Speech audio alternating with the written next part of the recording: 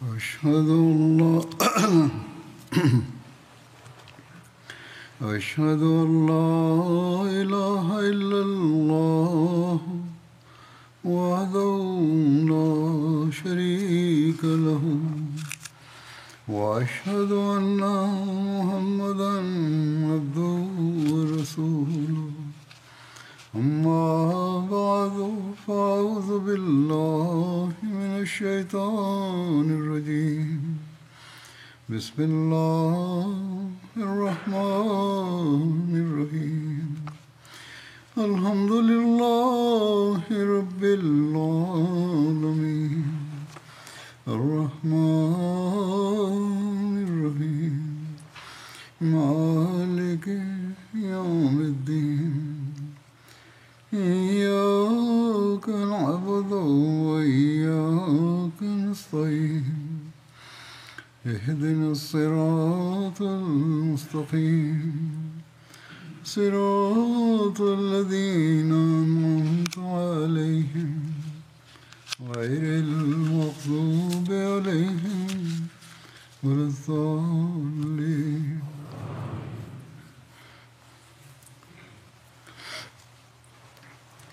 உஹுது போர் சம்பவங்களின் தொடர்ச்சியில் சில நிகழ்வுகள் எடுத்து வைக்கப்படுகின்றன. அதன் மூலமாக பெருமானார் ஸல்லல்லாஹு அலைஹி வஸல்லம் அவர்களுடைய வாழ்க்கையின் அழகிய அம்சங்களை குறித்து இன்னும் தெரிய முடிகிறது. ஹஸ்ரத் ஜாபிர் பின் அப்துல்லா அறிவிக்கிறார்கள், ஹஸ்ரத் அப்துல்லா பின் அம்ர் அவர்கள் வஃபாத்தான போது அவர்கள் மீது கடன் இருந்தது. நான் பெருமானார் ஸல்லல்லாஹு அலைஹி வஸல்லம் அவரிடம் சென்று கடன் கொடுத்தவர்களிடம் அவர்கள் தமது கடனில் கொஞ்சம் குறைத்து கொள்ளுமாறு தாங்கள் புரிய வையுங்கள் என்று உதவி கோரினேன். ஆகவே பெருமானார் ஸல்லல்லாஹு அலைஹி வஸல்லம் அவர்கள் அம்மக்களிடம் இந்த விருப்பத்தை வெளிப்படுத்தினார்கள். ஆனால் கடன் கொடுத்தவர்கள் குறைக்கவில்லை. அப்போது பெருமானார் ஸல்லல்லாஹு அலைஹி வஸல்லம் அவர்கள் என்னிடம், நீங்கள் சென்று உங்களுடைய பேரித்த வகைகளை தனித்தனியாக பிரித்து வையுங்கள் என்று கூறினார்கள். பல்வேறு வகையான பேரித்த வகைகள் இருந்தன. அவற்றை தனித்தனியாக குவியலாக வையுங்கள் என்று கூறினார்கள். அஜ்வா எனும் வகையை தனியாக வையுங்கள், இஸ்கு பின் ஸைது எனும் வகையை தனியாக பிரித்து வையுங்கள், பிறகு எனக்கு தகவல் தெரிவியுங்கள் என்றார்கள். ஆகவே நான் அவ்வாறே செய்துவிட்டு பெருமானார் ஸல்லல்லாஹு அலைஹி வஸல்லம் அவர்களுக்கு தகவல் அனுப்பி வைத்தேன். பெருமானார் ஸல்லல்லாஹு அலைஹி வஸல்லம் அவர்கள் வருகை தந்தார்கள். அன்னார் பேரித்த குவியலின் மீதோ அல்லது அவற்றின் இடையிலோ அமர்ந்து கொண்டார்கள். அந்த மக்களுக்கு நிறுத்து கொடுங்கள் என்று என்னிடம் கூறினார்கள். ஆகவே நான் அந்த மக்களுக்கு நிறுத்து கொடுக்க ஆரம்பித்தேன். எந்த அளவுக்கென்றால் அவர்களுடைய உரிமையை நான் முழுவதுமாக கொடுத்துவிட்டேன். அவ்வாறு இருந்தும் என்னுடைய பேரித்தம் பழங்கள் எஞ்சிவிட்டன. அவற்றுள் எந்த ஒரு குறைவும் ஏற்படாதது போன்று தெரிந்தது. பெருமானார் ஸல்லல்லாஹு அலைஹி வஸல்லம் அவர்கள் உஹுதுடைய ஷஹீதுகளுக்காக துவா செய்தார்கள். இறைவா, உஹுதுடைய ஷஹீதுகள் பின்விட்டு சென்றவர்களை நன்கு கவனிக்கக்கூடியவர்களை உருவாக்குவாயாக என்று துவா செய்தார்கள். இதனுடைய விளக்கத்தை எடுத்துரைத்தவாறு ஹஸ்ரத் முஸ்லிம் மஊத் ரலியல்லாஹு அன்ஹு அவர்கள் இவ்வாறு கூறுகிறார்கள். ஹஸ்ரத் முஆஸ் அவர்கள் வயோதிக மற்றும் பார்வை குறையுள்ள தாயாரை பற்றி கூறுகிறார்கள். ஹஸ்ரத் முஆஸ் அவர்களின் வயோதிக மற்றும் பார்வை குறையுள்ள தாயாரை பற்றி கூறுகிறார்கள். அவர்களை பற்றி முன்பும் கூறப்பட்டு விட்டது. அவர்கள் பெருமானார் ஸல்லல்லாஹு அலைஹி வஸல்லம் அவர்களின் மீதுள்ள நேசத்தின் காரணமாக மதீனாவை விட்டு வெளியே வந்திருந்தார்கள். நான் ஏற்கனவே கூறியது போன்று இந்த விபரம் கடந்த குத்பாவில் கூறப்பட்டு விட்டது. இந்த விபரத்தை எடுத்துரைத்த பிறகு அன்னார் கூறுகிறார்கள், பெருமானார் ஸல்லல்லாஹு அலைஹி வஸல்லம் அவர்கள் தமது சவாரியை நிறுத்தச் செய்து அந்த மூதாட்டியை பார்த்தார்கள். அந்த மூதாட்டியிடம் அவர்களின் மகனுடைய ஷஹாதத்துக்காக வருத்தம் தெரிவித்தார்கள். அன்னார் கூறுகிறார்கள், பாருங்கள், இந்த சம்பவங்களை சிந்தித்து பாருங்கள். யாருக்கு துன்பம் ஏற்பட்டுள்ளதோ அவருடன் அனுதாபத்துடன் நடந்து கொள்ள வேண்டும் என்று பெருமானார் ஸல்லல்லாஹு அலைஹி வஸல்லம் அவர்களுக்கு எந்த அளவு அதிகமாக உணர்வு இருந்தது என்று பாருங்கள். பெருமானார் ஸல்லல்லாஹு அலைஹி வஸல்லம் அவர்கள் அதற்கு பிறகு அந்த மூதாட்டியிடம், நீங்களும் மகிழ்ச்சி அடையுங்கள், யாருடைய உறவினர்கள் போரில் ஷஹீதாகி விட்டார்களோ அந்த அனைத்து சகோதரிகளுக்கும் நற்செய்தி கூறுங்கள். இன்று ஷஹீதான அனைவரையும் அல்லாஹ் சொர்க்கத்தில் ஒன்று சேர்த்து விட்டான். அவர்கள் அனைவரும் அல்லாஹ்விடம் துவா செய்தார்கள், இறைவா, நாங்கள் பின்னால் விட்டு வந்தவர்களை கவனித்துக் கொள்வாயாக என்று துவா செய்தார்கள் என்று கூறினார்கள். இதை கூறிய பிறகு, இறைவா, உஹுதுடைய ஷஹீதுகள் பின்னால் விட்டு சென்றவர்களை நன்கு கவனிக்கக்கூடியவர்களை உருவாக்குவாயாக என்று பெருமானார் ஸல்லல்லாஹு அலைஹி வஸல்லம் அவர்களும் துஆ செய்தார்கள். அன்னார் மதினாவுக்குள் நுழைவதற்கு முன்பே உஹுதுடைய ஷஹீதுகள் பின்விட்டு சென்றவர்களுக்கு எவ்வாறு ஆறுதல் வழங்கினார்கள் என்றும் அவர்களுடன் எவ்வாறு அனுதாபத்தை வெளிப்படுத்தினார்கள் என்றும் இதிலிருந்து தெரிய முடிகிறது. ஏனென்றால் அன்னார் காயமடைந்திருந்தார்கள், அன்னாருடைய அன்பிற்குரிய உறவினர்கள் ஷஹீதாகி இருந்தார்கள், அன்னாருடைய அன்பிற்குரிய சஹாபிகள் மரணமடைந்திருந்தார்கள். ஆனால் அன்னார் எடுத்து வைத்த ஒவ்வொரு அடியிலும் மதீனத்து மக்களுக்கு ஆறுதல் வழங்கிக் கொண்டே சென்றார்கள்.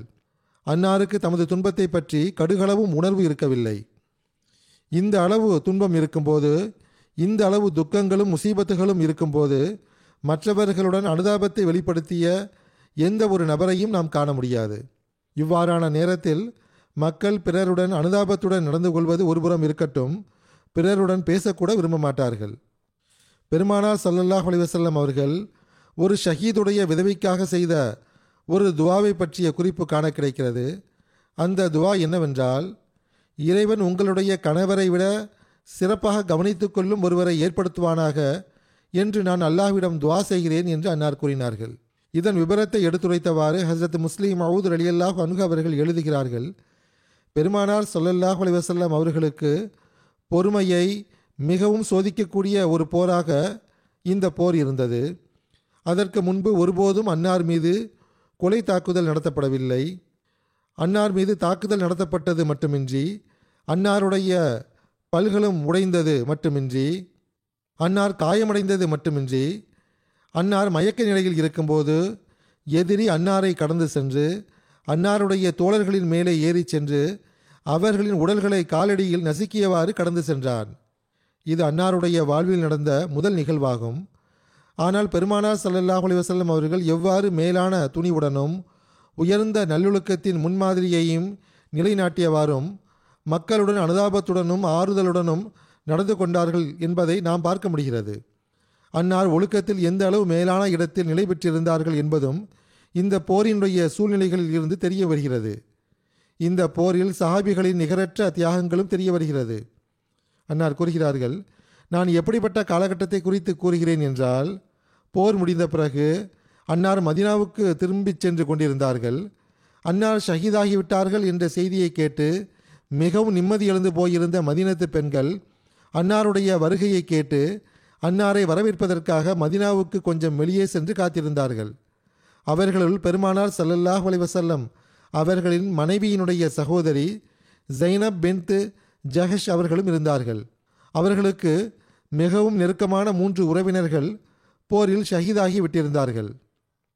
இங்கு தெளிவுபடுத்த விரும்புவதாவது, அன்வாருல் உலூமில் எழுதப்பட்டுள்ள சம்பவத்தில் அல்லது எழுதக்கூடியவர் அவ்வாறு எழுதியிருக்கலாம், அல்லது ஹஸ்ரத் முஸ்லிம் மவுத் அவர்களே பெயரை அவ்வாறு எடுத்துரைத்திருக்கலாம். அதில் கொஞ்சம் மறதி ஏற்பட்டுள்ளது. ஹஸ்ரத் ஸைனப் பின்த் ஜஹஷ் அவர்களோ பெருமானார் ஸல்லல்லாஹு அலைஹி வஸல்லம் அவர்களின் தூய துணைவி ஆவார்கள். பெருமானார் ஸல்லல்லாஹு அலைஹி வஸல்லம் அவர்களின் மனைவியினுடைய சகோதரியின் பெயர் ஹஸ்ரத் ஹம்னா பின்த் ஜஹஷாக இருந்தது. இவர்கள் ஹஸ்ரத் முசா பின் உமைர் அவர்களின் மனைவி ஆவார்கள். எவ்வாறு இருப்பினும் எங்கெல்லாம் இந்த பெயரை எடுத்துரைப்பதில் தவறு நிகழ்ந்துள்ளதோ அங்கெல்லாம் நான் அதை சரி செய்து கொண்டே செல்வேன். பெருமானார் ஸல்லல்லாஹு அலைஹி வஸல்லம் அவர்களை பார்த்தபோது, உங்களுடைய இறந்தவர்களுக்காக வருத்தப்படுங்கள் என்று கூறினார்கள். இது அரபி மொழியினுடைய சொல் வழக்காகும். அதனுடைய பொருள், உங்களுடைய அன்பர் கொல்லப்பட்டு விட்டார் என்று நான் உங்களுக்கு செய்தி கூறுகிறேன் என்பதாகும். ஹம்னா என்பது அவர்களின் அசல் பெயராகும். ஹம்னா பின்த் ஜஹஷ் அவர்கள், அல்லாஹ்வின் தூதர் அவர்களே, எந்த இறந்தவருக்காக வருத்தப்படுவது என்று கேட்டார்கள். உங்களுடைய மாமா ஹம்சா ஷஹீதாகிவிட்டார்கள் என்று அன்னார் கூறினார்கள். இதை கேட்டுவிட்டு ஹஸ்ரத் ஸைனப் அவர்கள் அல்லது ஹம்னா அவர்கள் இன்னா லில்லாஹி வ இன்னா இலைஹி ராஜிஊன் என்று கூறிவிட்டு, அல்லாஹ் அவர்களின் அந்தஸ்துகளை உயர்த்துவானாக, அவர் எந்த அளவு நல்ல முறையில் இறந்துள்ளார் என்றார்கள். அதற்கு பிறகு பெருமானார் ஸல்லல்லாஹு அலைஹி வஸல்லம் அவர்கள், உங்களுடைய இன்னொரு இறந்த நபருக்காக வருத்தப்படுவீராக என்று கூறினார்கள். அப்போது ஹம்னா அவர்கள், அல்லாஹ்வின் தூதர் அவர்களே, யாருக்காக என்று கேட்டார்கள். உங்களது சகோதரர் அப்துல்லாஹ் பின் ஜஹஷ் அவர்களும் ஷஹீதாகிவிட்டார்கள் என்று அன்னார் கூறினார்கள். மீண்டும், இன்னா லில்லாஹி வ இன்னா இலைஹி ராஜிஊன் என்று கூறிவிட்டு அல்ஹம்துலில்லாஹ் அவர்களோ மிகவும் நல்ல மரணம் அடைந்துள்ளார்கள் என்று கூறினார்கள். அன்னார் மீண்டும் கூறினார்கள், உங்களுடைய இன்னும் ஒரு இறந்தவருக்காக வருத்தப்படுவீராக. ஹம்னா அவர்கள், அல்லாஹ்வின் தூதர் அவர்களே, யாருக்காக என்று கேட்டார்கள். உங்களுடைய கணவரும் ஷஹீதாகி விட்டார்கள் என்று அன்னார் கூறினார்கள். இதை கேட்டுவிட்டு ஹம்னா அவர்களுடைய கண்களில் இருந்து கண்ணீர் வழிந்தோடியது. அந்தோ பரிதாபம் என்று அவர்கள் கூறினார்கள். இதை கண்ட பெருமானார் ஸல்லல்லாஹு அலைஹி வஸல்லம் அவர்கள் கூறினார்கள், பெண்களுக்கு தமது கணவருடன் எந்த அளவு ஆழமான தொடர்பு இருக்கின்றது என பாருங்கள். ஹம்னா அவர்களுக்கு அவர்களுடைய மாமா ஷஹீதாகிவிட்டார்கள் என்று நான் செய்தி கூறிய போது அவர்கள் இன்னா லில்லாஹி வ இன்னா இலைஹி ராஜிஊன் என்று கூறினார்கள். அவர்களுடைய சகோதரர் ஷஹீதாகிவிட்டார்கள் என்று செய்தி கூறிய போது அவர்கள் மீண்டும் இன்னா லில்லாஹி வ இன்னா இலைஹி ராஜிஊன் என்று கூறினார்கள். ஆனால் அவர்களின் கணவர் ஷஹீதாகிவிட்டார்கள் என்று கூறிய போது ஒரு பெருமூச்சு விட்டு அந்தோ பரிதாபம் என்று கூறினார்கள். அவர்கள் தமது கண்ணீரை தடுத்து நிறுத்த முடியவில்லை, பதற்றமடைந்து விட்டார்கள். அன்னார் கூறுகிறார்கள், பெண்கள் இவ்வாறான நேரத்தில் தமது அன்பிற்குரிய உறவினர்கள் மற்றும் இரத்த உறவினர்களை மறந்து விடுவார்கள். ஆனால் அவளை நேசிக்கக்கூடிய கணவர் நினைவில் இருப்பார். அதற்கு பிறகு பெருமானார் ஸல்லல்லாஹு அலைஹி வஸல்லம் அவர்கள் ஹம்னா அவர்களிடம், நீங்கள் உங்களுடைய கணவருடைய மரணச் செய்தியை கேட்டுவிட்டு அந்தோ பரிதாபம் என்று ஏன் கூறினீர்கள் என்று கேட்டார்கள். அல்லாஹ்வின் தூதர் அவர்களே, எனக்கு அவருடைய மகனுடைய நினைவு வந்துவிட்டது, அவரை யார் கவனித்துக் கொள்வார் என்று நினைத்தேன் என்றார்கள். அப்போது பெருமானார் ஸல்லல்லாஹு அலைஹி வஸல்லம் அவர்கள், இறைவன் உமது கணவரை விட மிகச் சிறந்த முறையில் அவரை கவனித்துக் கொள்ளக்கூடிய நபரை உருவாக்குவானாக என்று நான் அல்லாஹ்விடம் துவா செய்கிறேன் என்றார்கள். ஆகவே இந்த துவாவின் விளைவு எவ்வாறானதாக இருந்தது என்றால், ஹம்னா அவர்களின் திருமணம் தல்ஹா அவர்களுடன் நிகழ்ந்தது. அவர்களுக்கு முஹம்மது பின் தல்ஹா என்ற மகன் பிறந்தார். ஆனால் வரலாற்றில் குறிப்பிடப்பட்டுள்ளது என்னவென்றால், ஹஸ்ரத் தல்ஹா அவர்கள் ஹம்னா அவர்களின் முதல் குழந்தைகளுடன் எந்த அளவு நேசத்துடனும் பரிவுடனும் நடந்து கொண்டார்கள் என்றால், அந்த அளவு தமது மகன் முஹம்மது அவர்களுடன் நடந்து கொள்ளவில்லை.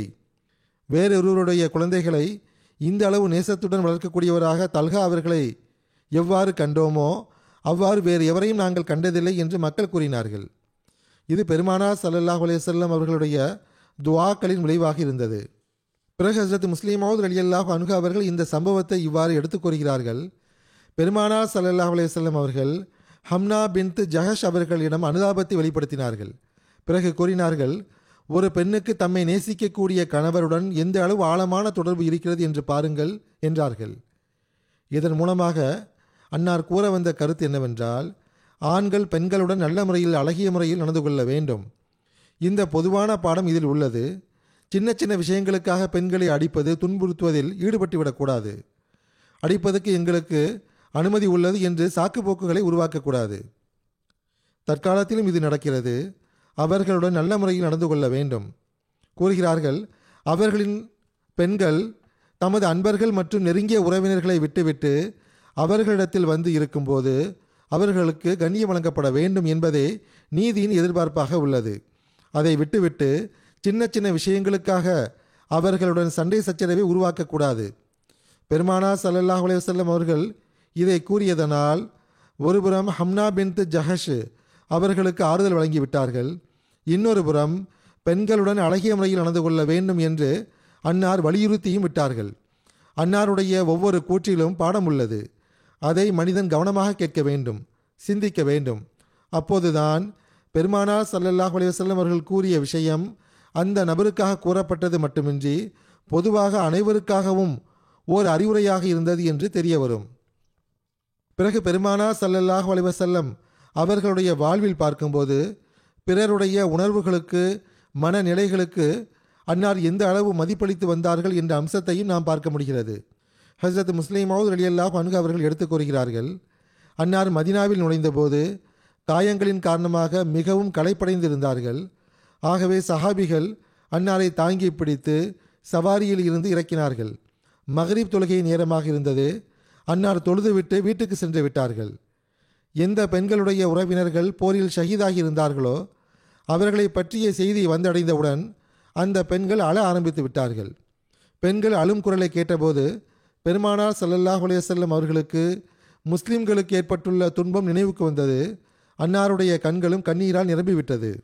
லா கின்ன ஹம்சத லா பபாக்கி லஹு, எம்முடைய தந்தையின் சகோதரரும் எமது பால்குடி சகோதரருமான ஹம்சாவும் ஷஹீதாகி இருக்கிறார்கள். ஆனால் அவர்களுக்காக துக்கம் அனுசரிக்கக்கூடியவர் யாருமில்லையா என்று அன்னார் கேட்டார்கள். பெருமானார் ஸல்லல்லாஹு அலைஹி வஸல்லம் அவர்களின் உணர்வுகளை நிறைவேற்ற துடிப்பு கொண்டிருந்த சஹாபிகள், அன்னாருடைய ஏதேனும் சிறியதிலும் சிறிய உணர்வை கூட நாம் முழுமை செய்யாமல் விட்டுவிடக்கூடாது என்று விரும்பிக் கொண்டிருந்த சஹாபிகள் இதை கேட்டபோது அவர்கள் தமது வீட்டை நோக்கி ஓடினார்கள். தம் பெண்களிடம் சென்று, நீங்கள் உங்களுடைய அன்பர்களுக்காக அழுவதை நிறுத்துங்கள், பெருமானார் ஸல்லல்லாஹு அலைஹி வஸல்லம் அவர்களின் வீட்டுக்கு சென்று ஹம்சா அவர்களுக்காக துக்கம் அனுசரியுங்கள் என்று கூறினார்கள். பெருமானார் ஸல்லல்லாஹு அலைஹி வஸல்லம் அவர்கள் களைப்படைந்து வந்திருந்தார்கள். ஆகவே அப்போது அவர்கள் ஓய்வெடுத்துக் கொண்டிருந்தார்கள். ஹஸரத் பிலால் அவர்கள் இஷாவுடைய பாங்கு கொடுத்தார்கள். அன்னார் களைப்படைந்து இருப்பதை பார்த்துவிட்டு அன்னாரை எழுப்ப விரும்பவில்லை. ஆகவே அன்னார் தூங்கிவிட்டார்கள். இரவில் 3ஆம் பகுதி கழிந்தபோது அவர்கள் தொழுகைக்காக அன்னாரை எழுப்பினார்கள். அன்னார் எழுந்தபோது அந்நேரம் வரை பெண்கள் அன்னாருடைய வீட்டில் ஹஸரத் ஹம்சா அவர்களுக்காக ஒப்பாரி வைத்து கொண்டிருப்பதை கண்டார்கள்.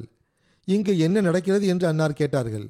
அல்லாஹ்வின் தூதர் அவர்களே, மதினாவின் பெண்கள் ஹம்சா அவர்களின் வஃபாத்துக்காக அழுது கொண்டிருக்கிறார்கள் என்று கூறப்பட்டது.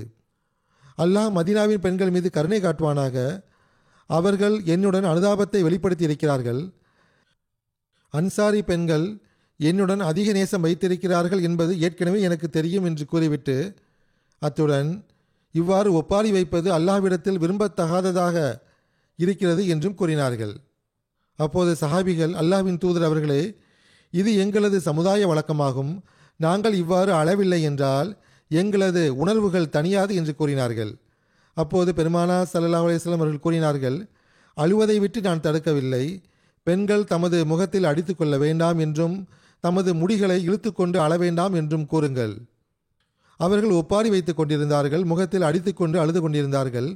தமது முடியை இழுக்கவோ முகத்தில் அடித்துக்கொண்டோ ஆடைகளை கிழித்து கொண்டோ உருக்கத்தை ஏற்படுத்துவதற்காக அழ வேண்டாம். இயல்பாக உருக்கத்துடன் அழுகை வருகிறது என்றால் அழுது கொள்ளட்டும் என்று கூறினார்கள். இந்த விஷயங்களில் மூலமாக அன்னாருடைய ஒழுக்கத்தின் நிலையை நாம் அறிய முடிகிறது. அன்னார் காயமடைந்திருந்த போதிலும் துன்பத்தில் இருந்த போதிலும் பிறருடைய உணர்வுகளை எந்த அளவு மதித்தார்கள் என்பது தெரிய வருகிறது.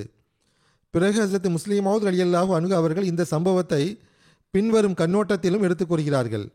மதீனத்து பெண்கள் தம்முடைய இறந்தவர்களுக்காக ஒப்பாரி வைத்து துக்கம் அனுசரிப்பதை பெருமானார் ஸல்லல்லாஹு அலைஹி வஸல்லம் அவர்கள் கண்டபோது, எங்களுக்கு இங்கு யாரும் இல்லையே என்று முஹாஜிர்களும் ஹஸரத் ஹம்சா அவர்களின் உறவினர்களும் கருதக்கூடாது என்பதற்காக அவர்களின் உணர்வுகளுக்கு மதிப்பளித்தவாறு, இன்று ஹம்சாவுக்காக அழக்கூடியவர் யாரும் இல்லையா என்று கேட்டார்கள்.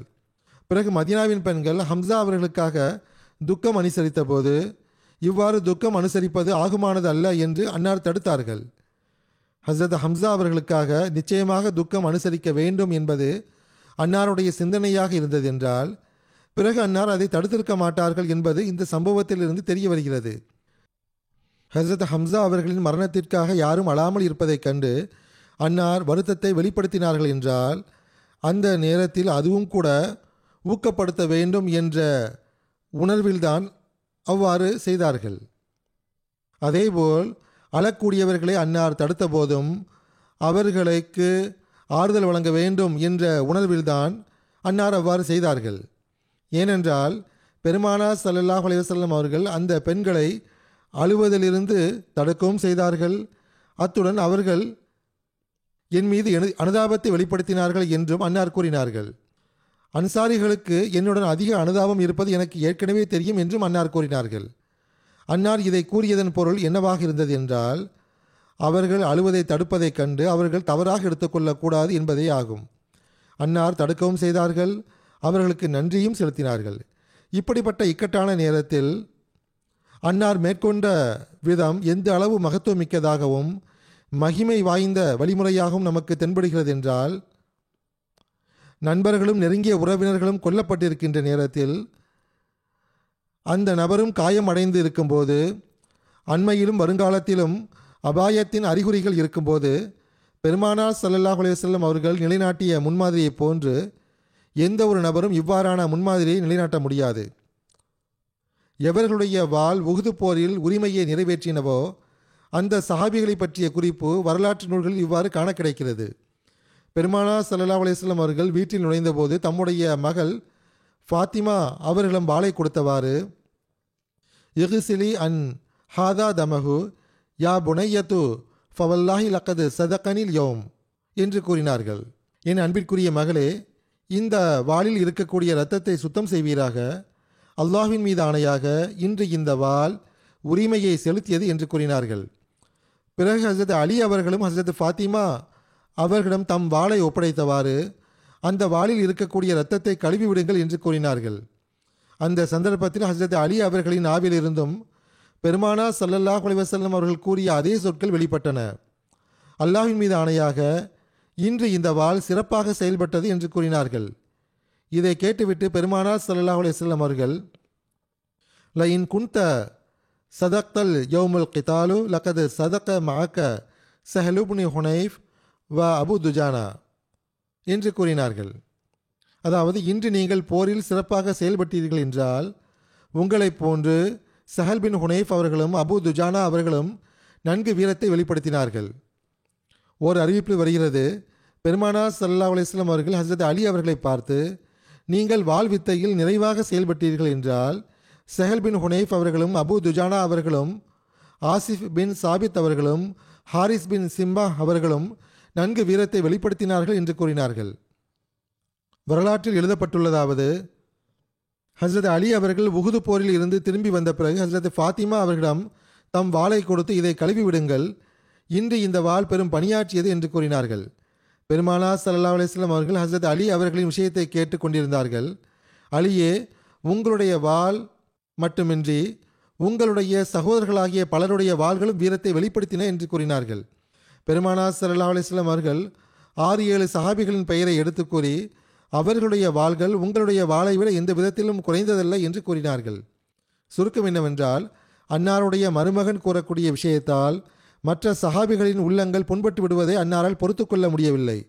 அன்னாருடைய பார்வை சின்ன சின்ன விஷயங்கள் மீதும் இருந்தன என்பது இதிலிருந்து தெரிய வருகிறது.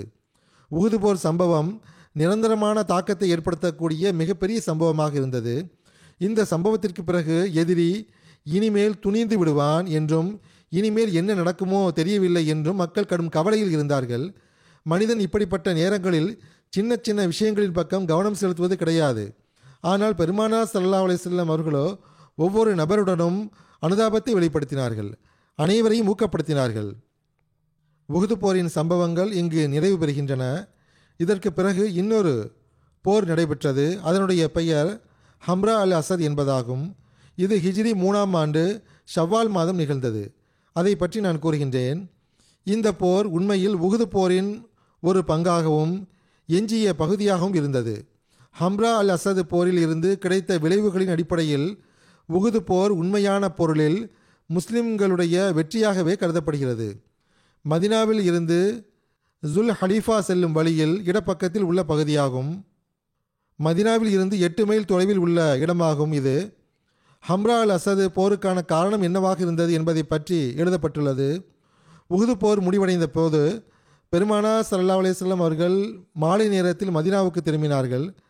கடுமையாக காயமுற்றிருந்த போதிலும் சஹாபிகளின் ஆதரவுடன் பள்ளிவாசலுக்கு சென்று மக்ரிப் தொழுகையை தொழுதார்கள். அதேபோன்று இஷா தொழுகையும் பள்ளிவாசலுக்கு சென்று தொழுதார்கள். இஷா தொழுகைக்கு பிறகு பெருமானார் ஸல்லல்லாஹு அலைஹி வஸல்லம் அவர்கள் தம் வீட்டுக்கு திரும்பி சென்று விட்டார்கள்தான். ஆனால் அன்னார் முழு இரவும் விழித்திருந்தவாறு கழித்தார்கள் என்பது தெரிய வருகிறது. ஏனென்றால் அபு சுஃபியான் அவர்கள் தம் படையுடன் மதினாவின் மீது தாக்குதல் தொடுப்பதற்கான திட்டத்தை வகுக்கலாம் என்று அன்னார் எச்சரிக்கை உணர்வு கொண்டிருந்தார்கள். அதன் காரணமாக மதினாவில் ஒரு விதமான அவசர நிலை காணப்பட்டது. பெருமானார் ஸல்லல்லாஹு அலைஹி வஸல்லம் அவர்களின் வீட்டுக்கு வெளியிலும் தொடர்ச்சியாக காவல் பணி இருந்தது.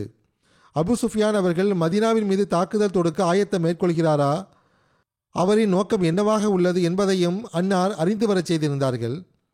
ஆரம்ப அறிக்கைகளில் அபு சுஃபியான் அவர்கள் மிக விரைவாக தம் படையுடன் மக்காவை நோக்கி சென்று கொண்டிருப்பதாக அறிக்கைகள் கிடைத்து வந்தாலும் பெருமானார் ஸல்லல்லாஹு அலைஹி வஸல்லம் அவர்கள் கவனமற்று இருக்கவில்லை. இறுதியில் பெருமானார் ஸல்லல்லாஹு அலைஹி வஸல்லம் அவர்களின் எச்சரிக்கை உணர்வு சரியானது என்று நிரூபணமானது. இரவு முழுவதுமாக கழிந்திருக்கவில்லை. அபு சுஃபியான் அவர்கள் தம் படையுடன் மதினாவின் மீது தாக்குதல் நடத்த வருவதற்கு ஆயத்தம் மேற்கொண்டு இருப்பதாக அன்னாருக்கு தகவல் கிடைத்தது.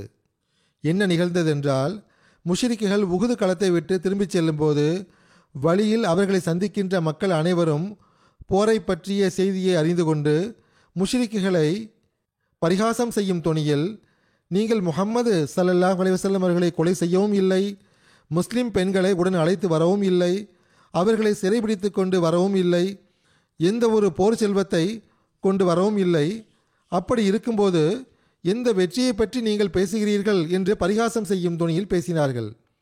இந்த பரிகாசங்களை கேட்டவாறே இந்த படை மதீனாவில் இருந்து 74 கிலோமீட்டர் தூரம் வரை சென்றடைந்தது.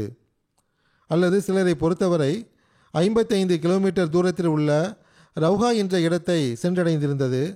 அங்கு அவர்கள் முகாமிட்டார்கள். தமக்குள் அவர்கள் விவாதிக்க ஆரம்பித்தார்கள். மக்கள் கூறக்கூடிய விஷயம் சரிதானே, நம்மிடத்தில் எந்த கைதியும் இல்லை, எந்த போர் செல்வமும் இல்லை, ஆகவே இது மோசமான விஷயமாகும், நாம் திரும்பிச் செல்ல வேண்டும், மதீனா மீது தாக்குதல் தொடுக்க வேண்டும் என்று பேசிக்கொண்டார்கள். ஆனால் அந்த படையில் சஃப்வான் பின் உமையா என்ற ஒரு தலைவர், நீங்கள் இவ்வாறு ஒருபோதும் செய்யக்கூடாது, இந்நேரத்தில் மதீனாவின் மீது தாக்குதல் நடத்தலாம் என்று நினைத்து கூட பார்க்க வேண்டாம், இல்லை என்றால் நீங்கள் மிக மோசமாக தோல்வியை காண்பீர்கள் என்று ஆலோசனை கொடுத்தார். ஆனால் அபு சுஃபியான் மற்றும் அவர்களுடைய பிற தோழர்களுள் அநேக நபர்கள், நாம் மதீனாவின் மீது தாக்குதல் தொடுக்க வேண்டும், இல்லை என்றால் எந்த முகத்தை கொண்டு நாம் மக்காவுக்கு செல்வோம் என்று தீர்மானம் எடுத்தனர். இங்கு அபு சுஃபியான் அவர்கள் தம் படையுடன் இந்த ஆலோசனை செய்து கொண்டிருக்கும் போது அங்கு மதீனாவில் ஃபஜ்ர் தொழுகைக்காக ஹஜ்ரத் பிலால் அவர்கள் பாங்கு கொடுத்துவிட்டு பெருமானார் ஸல்லல்லாஹு அலைஹி வஸல்லம் அவர்கள் வெளியே வருவதற்காக காத்து கொண்டிருந்தார்கள். அப்போது ஹஜ்ரத் அப்துல்லா பின் அம்ர் பின் அவுஃப் முஸனி அவர்கள் பெருமானார் ஸல்லல்லாஹு அலைஹி வஸல்லம் அவர்களை தேடியவாறு அங்கு வந்தார்கள். அன்னார் வெளியே வந்தபோது அவர்கள் வெளியே நின்று கொண்டே பெருமானார் ஸல்லல்லாஹு அலைஹி வஸல்லம் அவர்களிடம் செய்தியை கூறினார்கள். அதாவது அவர்கள் தமது வீட்டினர் சார்பாக வரும்போது வழியில் பயணத்தின் போது அபு சுஃபியான் அவர்களின் படையை கடந்து வந்து கொண்டிருக்கும் போது அவர்கள் தங்களுக்குள் பேசிக் கொண்டிருப்பதை கண்டதாக கூறினார்கள். அது என்னவென்றால், நீங்கள் ஒன்றும் செய்யவில்லை, நீங்கள் அவர்களுக்கு எவ்வித பாதிப்பையும் ஏற்படுத்தவில்லை, அதாவது முஸ்லிம்களுக்கு பாதிப்பை ஏற்படுத்தவில்லை என்றும் அவர்களுக்கு எந்த துன்பத்தையும் கொடுக்கவில்லை, நீங்கள் அவர்களை விட்டுவிட்டீர்கள், அவர்களை அழிக்கவில்லை என்று அபு சுஃபியான் அவர்களும் அவர்களுடைய தோழர்களும் பேசிக் கொண்டிருப்பதாக கூறினார்கள். காஃபிர்கள் பேசும்போது, அந்த முஸ்லிம்களிடத்தில் பல பேர் எப்படிப்பட்ட பெரும்பெரும் மக்களாக இருக்கிறார்கள் என்றால், அவர்கள் உங்களை எதிர்ப்பதற்காக ஒன்று சேர்வார்கள், ஆகவே திரும்பிச் சென்று அவர்களில் எஞ்சியவர்களை நாம் வேரோடு பிடுங்கி எறிந்து விடுவோம் என்று பேசிக்கொண்டார்கள். சஃப்வான் பின் உமையா இந்த விஷயத்தில் இருந்து அவர்களை தடுத்தார். என் சமுதாயமே, இவ்வாறு செய்ய வேண்டாம், ஏனென்றால் எவர்கள் எல்லாம் போரில் கலந்து கொள்ள முடியாமல் போனதோ அவர்கள் எல்லாம் இப்பொழுது உங்களுக்கு எதிராக அந்த மக்களுடன் சேர்ந்து கொள்வார்கள் என்ற அச்சம் எனக்கு உள்ளது. நீங்கள் மக்காவுக்கு திரும்பிச் செல்லுங்கள், ஏனென்றால் வெற்றி உங்களுக்கு தான் கிடைத்துள்ளது. நீங்கள் மதீனாவை நோக்கி திரும்பிச் சென்றால் நீங்கள் தோல்வி அடைந்து விடுவீர்கள் என்ற அச்சம் உள்ளது என்று கூறினார்கள். பெருமானார் ஸல்லல்லாஹு அலைஹி வஸல்லம் அவர்கள் இந்த முழு விஷயத்தையும் கேட்டபோது, சஃப்வான் இந்த அளவு விவரமான ஆள் ஒன்றும் கிடையாது, ஆனால் அவருடைய இந்த கூற்று மிகவும் விவரமான கூற்றாகும் என்றார்கள். அதாவது அபு சுஃபியான் அவர்களை மதீனாவின் மீது தாக்குதல் நடத்துவதில் இருந்து தடுக்கக்கூடிய விஷயம். ஆனால் அத்துடன் பெருமானார் ஸல்லல்லாஹு அலைஹி வஸல்லம் அவர்கள் மிகவும் கம்பீரத்துடன், எந்த இறைவனுடைய கையில் எனது உயிர் உள்ளதோ அவன் மீது ஆணையாக, அவர்கள் மதீனாவின் மீது தாக்குதல் நடத்தினால் எப்படிப்பட்ட கற்களை கொண்டு அவர்கள் குறிவைக்கப்படுவார்கள் என்றால் அது மலையை போன்று பொழியும், கடந்த காலத்தை போன்று அவர்கள் சுவடு இல்லாமல் அழிந்து விடுவார்கள் என்று கூறினார்கள். எவ்வாறு இருப்பினும் இந்த விவரங்கள் இன்ஷா அல்லாஹ் இனி வரும் காலங்களில் எடுத்துக் கூறப்படும். பொதுவாக நான் துவாவுக்காக வலியுறுத்தி வருகிறேன். துவாக்களை தொடர்ந்து செய்து வாருங்கள். நினைத்தது போன்று அச்சப்பட்டது போன்று ஈரான் மீது நேரடியாகவும் இஸ்ரேல் தாக்குதல் நடத்தியுள்ளது. இது எல்லோருக்கும் தெரியும். இதனால் சூழ்நிலைகள் இன்னும் மோசமாகும். உலகப் போரை இன்னும் மூட்டுவதற்கு முயற்சி செய்கின்ற உலக தலைவர்களுக்கும் அல்லாஹ் அறிவை வழங்குவானாக. முஸ்லிம் சமுதாயத்திற்கும் புரிதலையும் அறிவையும் வழங்குவானாக. அவர்கள் ஒன்றாக ஆகி பிறகு தம்மை எதிர்க்கின்றவர்களை சரியான முறையில் எதிர்க்கக்கூடியவர்களாகவும் நுட்பமாக செயல்படுவதை தமதாக்கக்கூடியவர்களாகவும் ஆவதற்கான நல்வாய்ப்பை அல்லாஹ் அவர்களுக்கு வழங்குவானாக. இப்பொழுது நான் 2 மர்ஹூம்களின் குறிப்பை எடுத்துக்கூற விரும்புகின்றேன். அவர்களில் முதலாவது குறிப்பு மதிப்பிற்குரிய மௌலானா குலாம் அஹமது சாஹிப் நசீம் அவர்களை பற்றியதாகும். இவர்கள் ஜமாத்தினுடைய முரபி ஆவார்கள். ரபுவா ஜாமியா அஹமதியாவில் பேராசிரியராக இருந்துள்ளார்கள். தற்போது அமெரிக்காவில் வசித்து வந்தார்கள். கடந்த நாள்களில் 93 வயதில் ஒஃபாத்தாகிவிட்டார்கள். இன்னா லில்லாஹி வ இன்னா இலைஹி ராஜிவோன். இவர்களுடைய தந்தையின் பெயர் சலாஹ் முகமது சாஹிப் ஆகும். அவர்கள் சூரிய சந்திர கிரகணத்தின் அடையாளத்தை பார்த்து மஹதியை தேட ஆரம்பித்தார்கள். அதில் பல வருடங்கள் கடந்துவிட்டன. பிறகு 1901ஆம் ஆண்டில் பைய செய்வதற்கான நல்வாய்ப்பு கிடைத்தது. தொலைதூர பகுதியாக இருந்த காரணத்தினால் காதியானுக்கு வந்தடைய முடியவில்லை. மீர் சலாஹ் முகமது சாஹிப் அவர்கள் அல்லாஹ்வின் அருளால் மூசியாக இருந்தார்கள். அகமதியத்தை ஏற்றுக்கொண்டதன் காரணமாக கடுமையான எதிர்ப்பை எதிர்கொள்ள நேர்ந்தது. அவர்களது கிராமத்தில் இவர்களின் வீடு தனி அகமதி வீடாக இருந்தது. மீர் குலாம் அகமது நசீம் சாஹிப் அவர்கள் கல்வி பயின்ற போது 1947இல் வக்ஃப் செய்து கடிதம் எழுதினார்கள். அதற்கான ஒப்புதலும் கிடைத்துவிட்டது. படிப்பை தொடருமாறு வழிகாட்டல் கொடுக்கப்பட்டது. 1948இல் மதரசா அஹமதியா அஹமது நகரில் கல்வியை ஆரம்பித்தார்கள். இந்தியா பாகிஸ்தான் பிரிவினைக்கு பிறகு 1954இல் மௌலவி ஃபாசில் தேர்ச்சி பெற்றார்கள். பிறகு ஜாமியத்துல் முபஷிரீனில் ஷாஹிது டிகிரி பெற்றார்கள். 1957இல் செயல்களத்திற்கு சென்றார்கள். 1960இல் அன்னார் செராலியோன் சென்றடைந்தார்கள். அங்கு 3 வருட முபல்லிக் பணியுடன் அஹமதியா ஸ்கூல் டோவுடைய தலைமை ஆசிரியராகவும் தொண்டாற்றியிருக்கிறார்கள். பாகிஸ்தான் திரும்பி வந்த பிறகு ஜாமியா அஹமதியாவில் அவர்கள் நியமிக்கப்பட்டார்கள். அங்கு லைப்ரரியில் முஹத்தமிமாக கடமையாற்றினார்கள். ஏதேனும் ஆசிரியர் விடுப்பில் இருந்தார் என்றால் வகுப்பும் எடுப்பார்கள்.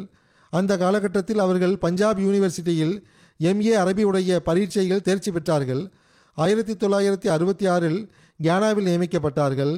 அங்கு 4.25 வருடம் தொண்டாற்றி இருக்கிறார்கள்.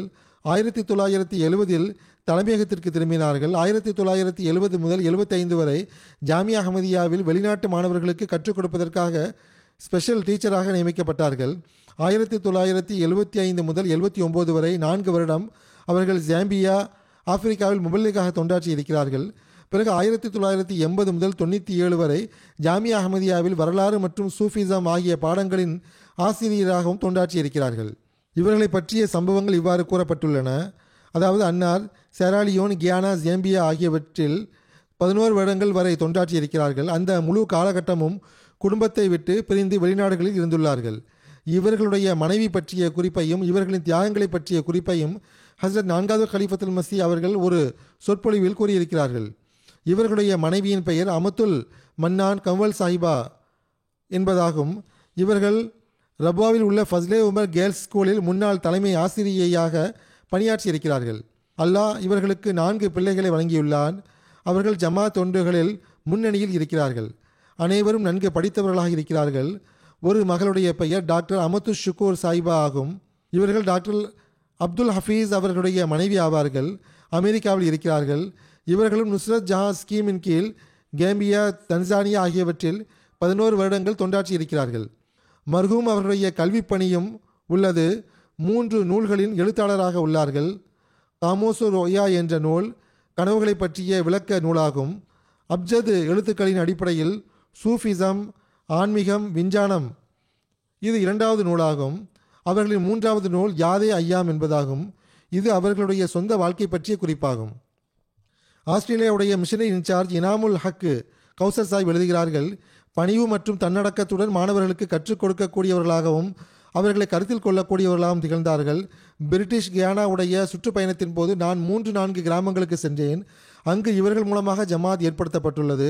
அங்குள்ள பழைய அகமதிகள் அனைவரும் இவர்களை பற்றி மிகவும் நல்ல விதமாக நினைவு கூர்ந்தார்கள்.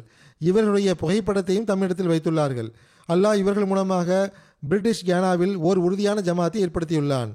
சுரினாமுடைய ஜமாத்தின் முரப்பி லயீக் முஷ்தாக் சாஹிப் எழுதுகிறார்கள், மௌலானா மீர் குலாம் அஹமது நசீம் சாஹிப் அவர்கள் கியானாவில் இருக்கும்போது 67 முதல் 69 வரை சுரினாமுடைய 3 சுற்றுப்பயணங்களை செய்துள்ளார்கள். இங்கு வாரக்கணக்கில் தங்கியிருந்து இந்த ஜமாத்தை மீண்டும் செயல்பட தகுந்ததாக ஆக்கியிருக்கிறார்கள். அந்த காலகட்டத்தில் பல்வேறு காரணங்களின் காரணமாக ஜமாத் மக்களில் பெரும்பாலால் பிரிந்து சென்று விட்டார்கள். சில அகமதிகள் மட்டும்தான் இருந்தார்கள். அவர்களும் தலைமையகத்துடன் தொடர்பு இல்லாமல் இருந்தார்கள். இந்த சூழ்நிலையில் மதிப்பிற்குரிய மௌலானா மீர் குலாம் அஹமது நசீம் சாஹிப் அவர்கள் கியானாவில் இருந்து சொரினாம் சென்றார்கள். 15 செப்டம்பர் 1967இல் முதல் கூட்டத்தை நடத்தினார்கள். அதில் 6 நபர்கள் கலந்து கொண்டார்கள். ஜமாத்துடன் முறியாத தொடர்பை ஏற்படுத்துவோம் என்று அவர்கள் உறுதி கொண்டார்கள். அந்நாட்களில் பாகிஸ்தானில் இருந்து ஷா அகமது நூரானி என்ற ஒரு மௌலவியும் சுரினாம் சென்றிருந்தார். அவர் ஜமாத்துக்கு எதிராக ஒவ்வொரு இடங்களிலும் வெறுப்பை ஏற்படுத்தக்கூடிய சொற்பொழிவுகளை நிகழ்த்தி கொண்டிருந்தார். மௌலானா மீர் குலாம் அஹமது நசீம் சாஹிப் அவர்களும் பல்வேறு கூட்டங்களை நடத்தி அவர்களுடைய அவதூறுகளுக்கு பதில் கொடுத்து கொண்டிருந்தார்கள். அத்துடன் ரேடியோவிலும் ஹசரத் மசீமோத் அலைஹிஸ்ஸலாத்து வஸ்ஸலாம் அவர்களின் உண்மைத்துவம் தொடர்பாக 3 நிகழ்ச்சிகளை நடத்தினார்கள்.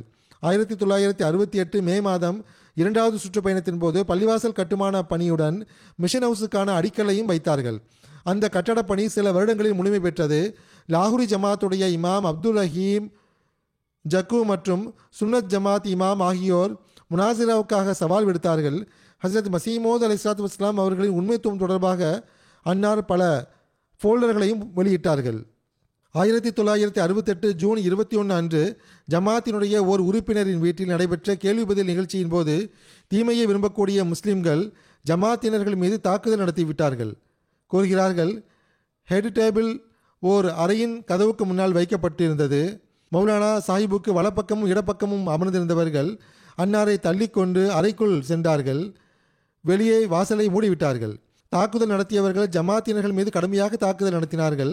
மரத்தாலான நாற்காலிகளை தூக்கி அடித்தார்கள். இந்த சம்பவத்தில் ஆண்கள் மட்டுமின்றி பல பெண்களும் கடுமையாக காயமடைந்தார்கள். என்னை வெளியே கொண்டு செல்லுங்கள், நானும் அவர்களை எதிர்கொள்வேன் என்று மௌலானா சாஹிப் அவர்கள் அறையிலிருந்து சத்தமாக கூறிக்கொண்டே இருந்தார்கள். மிகவும் தைரியசாலியான நபராக இருந்தார்கள். தீமையை விரும்பக்கூடிய அந்த மக்கள் மௌலானா சாஹிபுடைய ஒரு பிரீஃப் கேஸையும் கொண்டு சென்று விட்டார்கள். அதில் அவருடைய பாஸ்போர்ட் மற்றும் இதர பொருட்கள் இருந்தன. பல நாடுகளுக்கு பிறகு போலீஸ் அதை மீட்டெடுத்தது. எவ்வாறு இருப்பினும் இந்த சம்பவத்திற்கு பிறகு அவர்கள் முழுமையான வழிமுறைப்படி போலீஸ் மற்றும் சம்பந்தப்பட்ட அதிகாரிகளை தொடர்பு கொண்டு ஜமாத்தினர்களின் பாதுகாப்பை உறுதியாக்குவதற்கு முயற்சி செய்தார்கள். கல்ச்சுரல் சென்டரில் இஸ்லாம் மற்றும் தற்காலிக பிரச்சனைகள் தொடர்பாக சொற்பொழிவு நிகழ்த்தினார்கள். ஜமாத்தினர்கள் முறையாக தலைமையகத்துடன் தொடர்பு மேற்கொள்வது பற்றி வலியுறுத்தினார்கள். இவ்வாறு அன்னாருடைய முயற்சியினால் சிதறிப்போயிருந்த ஜமாத் மீண்டும் தம் சொந்த கால்களில் நின்றது. அல்லாஹ்வின் அருளால் பிறகு சென்ற முபல்லிகளும் அதை மேற்கொண்டு உறுதிப்படுத்தினார்கள். இப்போது இது உறுதியான ஜமாத்தாக ஆகிவிட்டது.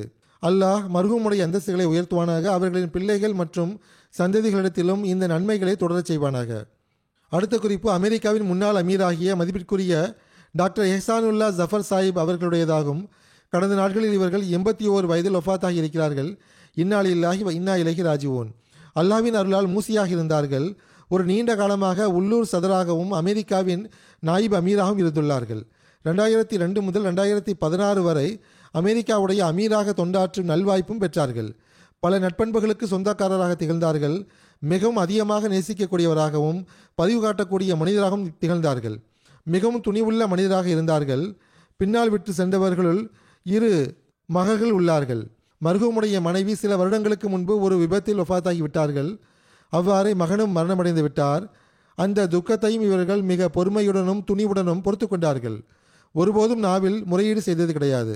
இவர்களின் மகள் டாக்டர் ஹானா மரியம் கூறுகிறார்கள், என்னுடைய தந்தை மிகவும் நல்ல மனிதரும் மார்க்கப்பற்றுள்ளவரும் ஆவார்கள். தொழுகை, திருக்குரான் மற்றும் சந்தாக்களை செலுத்துவதில் முறையானவராக திகழ்ந்ததுடன் இறைவனுடன் உள்ள தம் தொடர்பை தொடரச் செய்வதில் எப்பொழுதும் ஈடுபட்டு வந்தார்கள். தனியாக இருக்கும்போதோ அல்லது சபைகளில் இருக்கும்போதோ பல முறை கையை உயர்த்தி துவா செய்வார்கள். மற்றவர்கள் தம்மை பற்றி என்ன நினைப்பார்கள் என்று ஒருபோதும் அவர்கள் கருதியது கிடையாது. வாழ்வின் கஷ்டங்கள் இருந்த போதிலும் இறைவனுக்கு எந்நிலையிலும் நன்றி செலுத்த வேண்டும் என்ற விஷயத்தை தம் குழந்தைகளுக்கு கற்றுக் கொடுத்துள்ளார்கள். அவர்கள் கூறுகிறார்கள், என்னுடைய தந்தை ஹிலாஃபத்தையும் களப்பற்ற தன்மையுடன் நேசிக்கக்கூடியவர்களாக இருந்தார்கள். அவர்களுடைய மார்க்க, வரலாற்று மற்றும் அரசியல் ஞானங்கள் மிகவும் விரிவானதாக இருந்தன. இறுதியாக ஹாஸ்பிட்டல் செல்லக்கூடிய நாளிலும் அவர்கள் செய்தித்தாளை வாசித்தார்கள், ஹுத்பாவை கேட்டார்கள், வரலாறு சம்பந்தமான இன்டர்வியூ பார்த்தார்கள், என்னையும் பார்க்குமாறு கூறினார்கள். தன்னுடைய ஞானத்தையும் கருத்தையும் பிறருடைய ஞானம் மற்றும் கருத்தின் மீது ஒருபோதும் முன்னுரிமை வழங்க மாட்டார்கள். மாறாக பொறுமையாக கேட்பார்கள், அதை பற்றி சிந்திப்பார்கள். திருக்குரான் மற்றும் அதனுடைய மொழியாக்கத்தின் மீது ஆழமான ஞானம் இருந்தது. கூறுகிறார்கள், எங்களுக்கு திருக்குரானுடைய சொற்பொருளை கூறுவதுடன் அதன் போதனைகள் நமது வாழ்வில் என்ன தாக்கத்தை ஏற்படுத்துகிறது என்றும் கூறுவார்கள். தனிப்பட்ட வாழ்வில் பெருமானார் ஸல்லல்லாஹு அலைஹி வஸல்லம் அவர்கள் மீதான நேசத்தின் அம்சமும் காண கிடைக்கிறது. அதேபோன்று அல்லாஹ்வுக்கு நன்றி செலுத்தக்கூடிய பண்பும் அவர்களிடத்தில் காண கிடைக்கிறது. அவர்கள் கூறுகிறார்கள், ஒரு நாள் சாப்பிட்டு கொண்டிருக்கும் போதே துவா செய்ய ஆரம்பித்தார்கள். பெருமானார் ஸல்லல்லாஹு அலைஹி வஸல்லம் மற்றும் அவர்களின் சஹாபிகளுக்கு சில நேரங்களில் உண்பதற்கு எந்த அளவு குறைவான உணவு இருந்தது என்றால் பேரித்தம்பழம் மற்றும் ரொட்டிகளை வினிகரில் தொட்டுக்கொண்டு சாப்பிடுவார்கள். ஆனால் நம்மிடத்தில் இந்த அளவு இருந்த போதிலும் இன்னும் வேண்டும் என்று நாம் ஆசைப்படுகிறோம். நாம் நன்றி செலுத்தக்கூடிய அடியார்களாக ஆக வேண்டும் என்று கூறினார்கள். தேவை உடையவர்களுக்கு உதவி செய்யக்கூடிய ஆர்வம் அதிகமாக இருந்தது. 1967 அவர்கள் மக்கா செல்லக்கூடிய வாய்ப்பு கிடைத்தது. வழியில் அவர்களுடைய பார்வை ஒரு நபர் மீது பட்டது. அந்த நபர் நாவினால் ஒன்றும் கேட்கவில்லை, ஆனால் அவருடைய கண்களில் உதவி மற்றும் பசி தெரிந்தது. என்னுடைய தந்தை அந்த நபருக்கு தம்மிடம் இருந்த கொஞ்சம் தொகையை கொடுத்து விட்டார்கள்.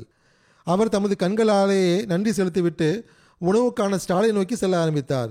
கொஞ்ச வருடத்திற்கு முன்பு 3 துருக்கி கம்பளங்களை வாங்கி வீட்டுக்கு கொண்டு வந்தார்கள். அதை கண்ட எனது தாயார், நீங்கள் அதிக விலை கொடுத்து வாங்கியிருக்கிறீர்கள், இதற்கு நமக்கு தேவையும் இல்லையே என்று கூறினார்கள். அதற்கு என்னுடைய தந்தை, எந்த பெண்மணி இதை என்னிடம் விற்றாலோ அவளுக்கு இதை தவிர வேறு எந்த வருமானமும் இல்லை, நான் அவளுடைய உணர்வை கண்டு அவளுக்கு உதவி செய்ய விரும்பினேன் என்று கூறினார்கள். எப்பொழுதும் மற்றவருடைய நிறையை பார்ப்பார்கள், பிறருடைய குறையை பார்க்க மாட்டார்கள். கஷ்டங்களின் போது ஒருபோதும் பதற்றம் அடையக்கூடாது என்று தம்முடைய குழந்தைகளுக்கு வலியுறுத்தி வந்தார்கள். எப்பொழுதும் எல்லா விஷயத்தையும் இறைவனிடத்தில் கேட்க வேண்டும், இறைவன் எதை வழங்குகிறானோ அதில் திருப்தி கொள்ள வேண்டும் என்று கூறுவார்கள். எங்களுக்கு எப்பொழுதும் இந்த அறிவுரையைத்தான் செய்து வந்தார்கள். மீண்டும் மீண்டும் இந்த அறிவுரையை செய்து வந்தார்கள். டாக்டர் நசீம் ரஹமத்துல்லா சாஹிப் எழுதுகிறார்கள், நான் 1989 டாக்டர் எஹசானுல்லா ஜஃபர் சாஹிப் அவர்களுடன் பணியாற்றி வருகிறேன். மிகவும் நல்ல மனிதர், இரையச்சம் கொண்டவர், கிலாஃபத்துடன் ஆழமான களப்பற்ற தொடர்புடையவர். அமெரிக்காவைச் சேர்ந்த டாக்டர் முபஷிர் மும்தாஸ் சாஹிப் எழுதுகிறார்கள், செயற்குழு உறுப்பினர்களுக்கு மிகவும் மென்மையான முறையில் வழிகாட்டல் வழங்குவார்கள். அவர்கள் ஏதேனும் ஒரு கருத்தை பொருத்தமற்றதாக கருதினால் அதை மறுக்கும்போது சான்றுகளை எடுத்து வைத்து புரிய வைப்பார்கள். அது அல்லாமல் வலுக்கட்டாயமாக தமது கட்டளைகளை திணிக்க மாட்டார்கள். யாராவது கடுமையாக பேசினாலும் கூட அவருக்கு கடுமையாக பதில் கொடுக்க மாட்டார்கள். அவர்கள் புரிய வைக்கின்ற விஷயங்கள் உள்ளத்தின் ஆழம் வரை இறங்கும். மிர்சா எஹசான் சாஹிப் எழுதுகிறார்கள், எஹசானுல்லா ஜஃபர் சாஹிப் அவர்களுடன் இந்த எளியவன் நீண்ட காலம் பணியாற்றக்கூடிய நல்வாய்ப்பு பெற்றுள்ளேன்.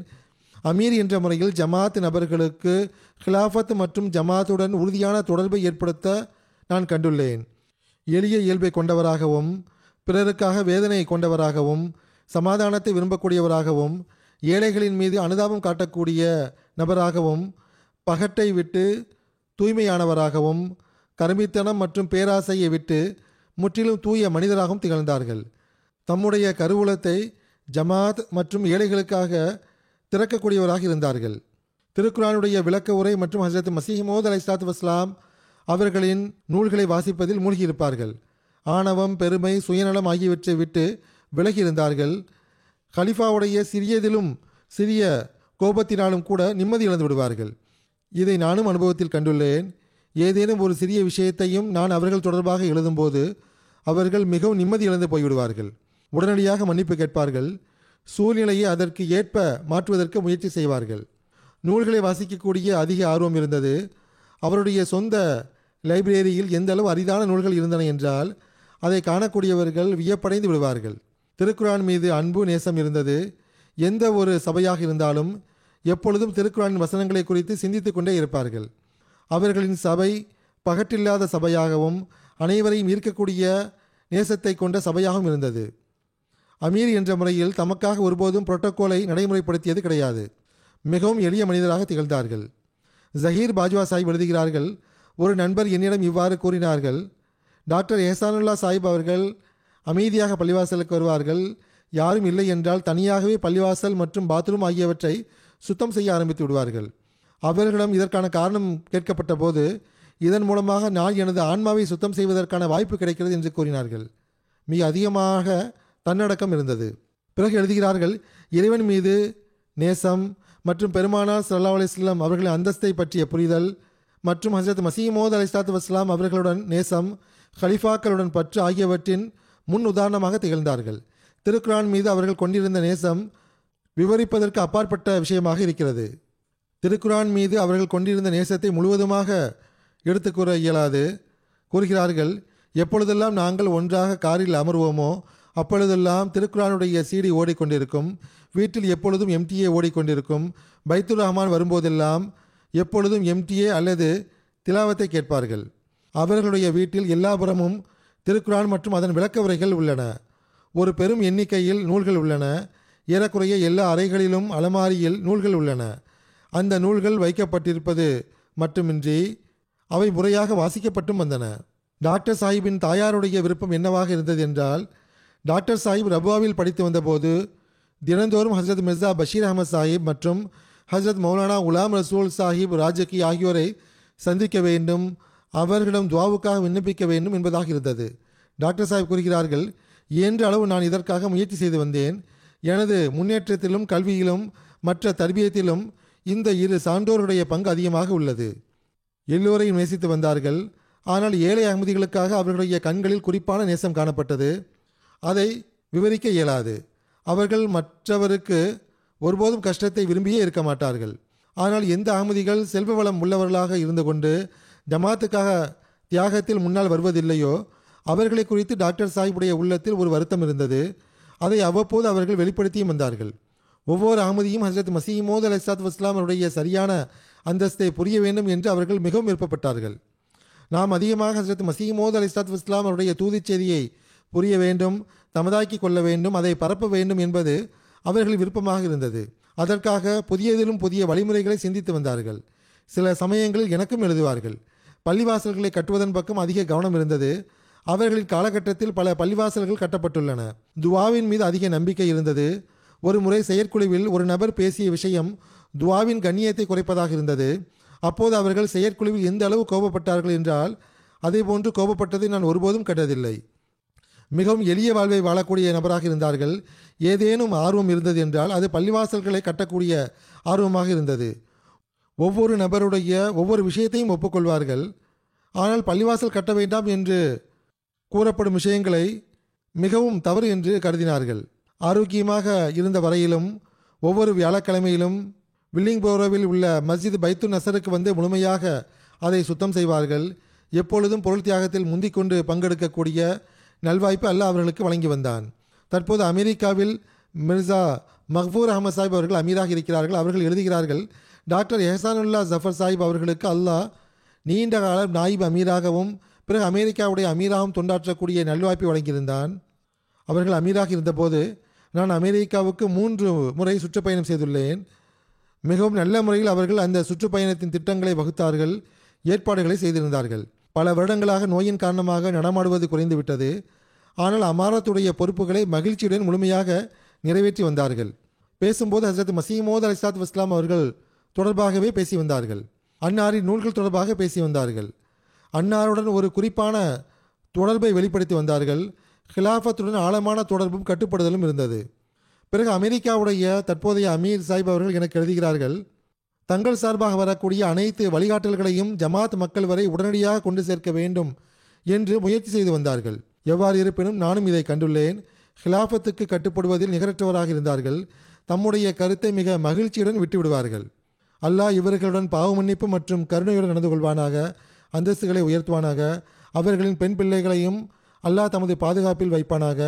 அவர்களின் நன்மைகளை தொடரச் செய்வதற்கான நல்வாய்ப்பை அவர்களுக்கு வழங்குவானாக.